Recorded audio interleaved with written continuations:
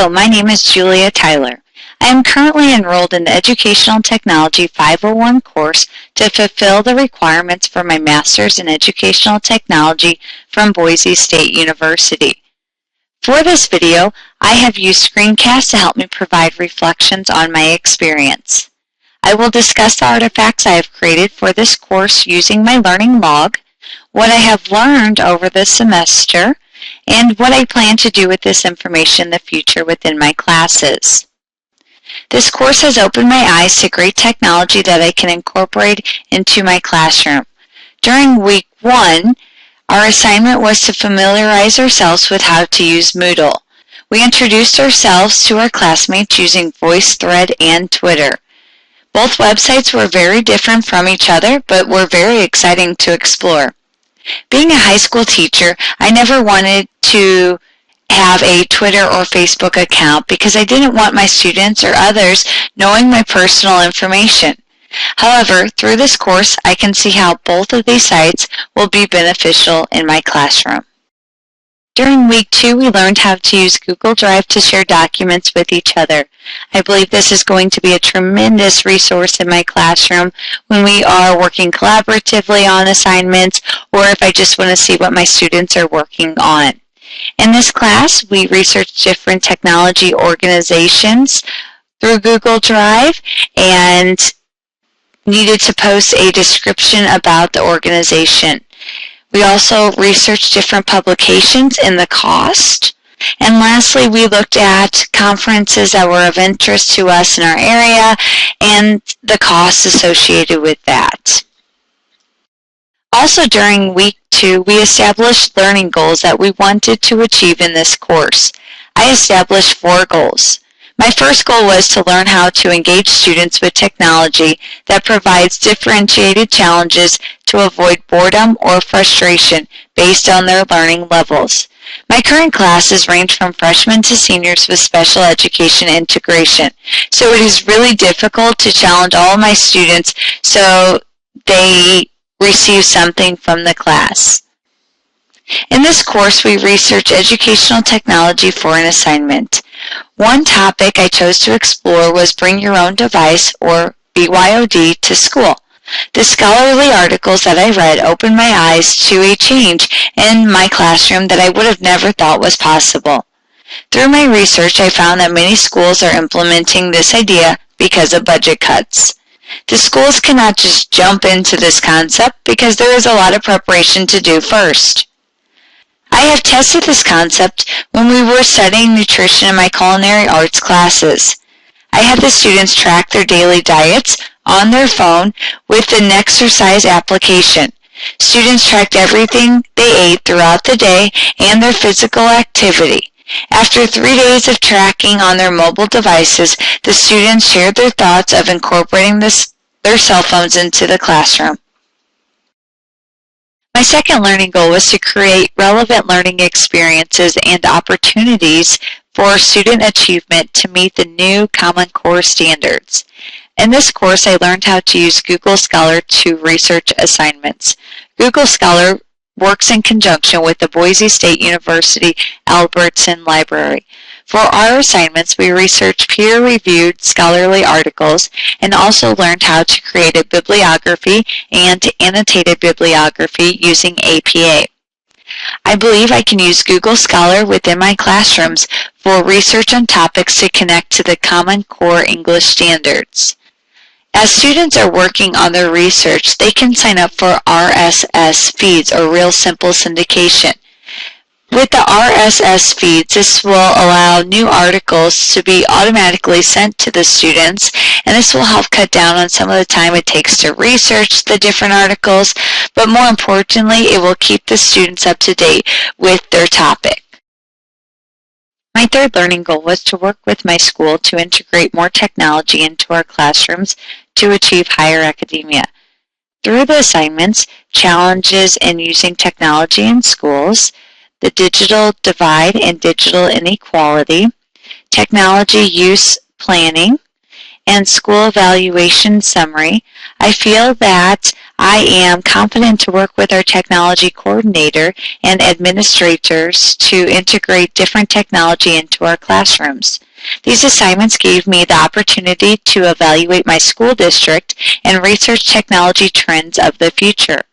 For one of my additional artifacts, I came up with a 10-question survey using SurveyMonkey.com to find out what technology students have at home. The reason I came up with this survey is because after reading about the digital divide and digital inequality, scholarly articles, it really made me think about the technology students have at home today.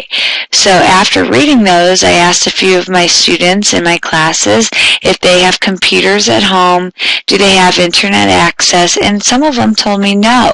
So that's why I thought it was very important for our school district to come up with this survey so other teachers are aware that not everyone has a computer or even internet access at home.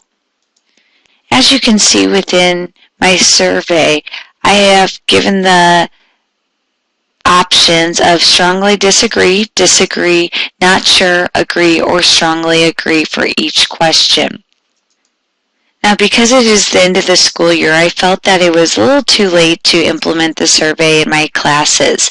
So I plan on having the students take the survey during the first week of the next school year. This will give me a chance to ascertain the technology that my students have access to at their home. From the results, I can then evaluate the technology needs of my classes and adapt my lessons accordingly. For my fourth learning goal and additional artifact, I created a classroom website that my students can utilize daily for assignments, reference materials, or handouts. My classroom website includes the 6 classes that I teach with a description of each class, the credits the students will receive, and how many semesters the classes are.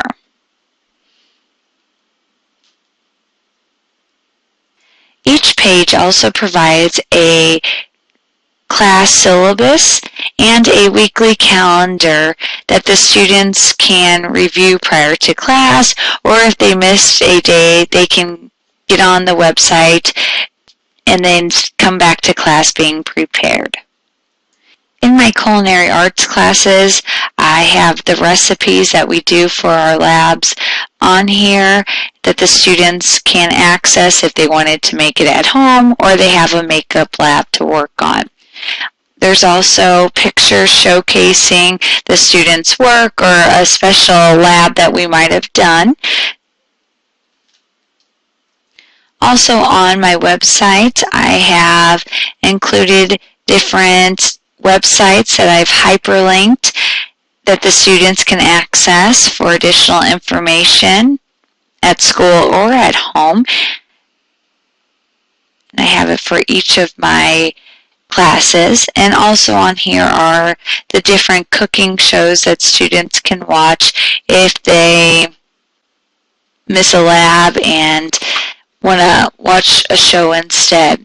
So on here, it's hyperlinked to the website for each show. Lastly, on the website, I have included my contact information here. If parents want to contact me with any kind of questions or concerns, and I've also included the high school's website. I have really enjoyed this class and cannot believe how much I have learned over the course of the semester from the different assignments and by applying the AECT standards to them. I can't wait to use the different websites if I haven't already in my classroom, because I think that my students are going to enjoy them as much as I did. I also felt that taking a master's course initially would be extremely difficult because of not having a professor in the classroom. And I thought that with the course structure and the flexible deadlines that this course provided, that it allowed me to understand the material better because I had ample amount of time to read through the material. I also thought that your weekly screencast gave great insights of what was expected from the course, and you were available all the time, whether it was online or through email, if I had any kind of questions. So thank you for that. After spring break, I really liked how the class was separated into smaller groups. I felt that this allowed us to critique each other's artifacts more in depth instead of trying to read everyone in the class's information. I also felt that when we worked in our small groups, Richard and Jim were very supportive, and the responses to the questions and issues that I might have had were a lot quicker than it was in the large group setting. So once again, thank you for everything this semester. I enjoyed this class tremendously, and I hope to take another course with you in the future. Thank you.